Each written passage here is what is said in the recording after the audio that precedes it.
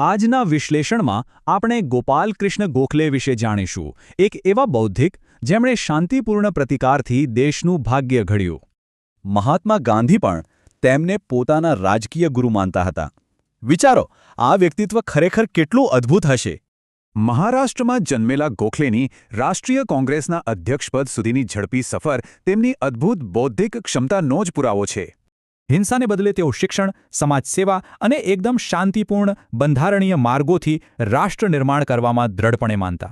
તેમના ભાષણો એટલા તર્કપૂર્ણ અને શાંત હતા કે કડક બ્રિટિશ અધિકારીઓ પણ તેમની દલીલોનું સન્માન કરવા મજબૂર થઈ જતા.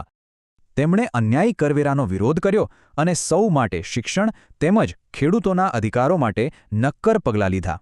રાષ્ટ્ર સેવા ચાલુ રહે તે માટે નિષ્ઠાવાન કાર્યકરો તૈયાર કરવા 1905માં સર્વન્ટ્સ ઓફ ઇન્ડિયા સોસાયટીની સ્થાપના કરી.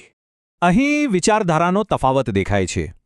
તિલકનો માર્ગ ઉગ્ર જન આંદોલનનો હતો, જ્યારે ગોખલેનો માર્ગ શાંતિપૂર્ણ અને ચર્ચા આધારિત હતો. પણ આ સફર અચાનક અટકી ગઈ.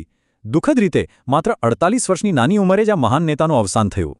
જીવન અત્યંત ટૂંકું હતું, છતાં તેમના અવિસ્મરણીય યોગદાને ભારતની આઝાદીના ભવિષ્ય માટે એકદમ મજબૂત પાયો નાખ્યો.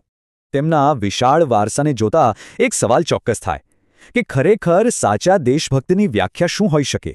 ગોખલેનું જીવન સ્પષ્ટ શીખવે છે, સાચો દેશભક્ત એ જ છે જે જ્ઞાન, સત્ય અને સેવા દ્વારા દેશને આગળ વધારે.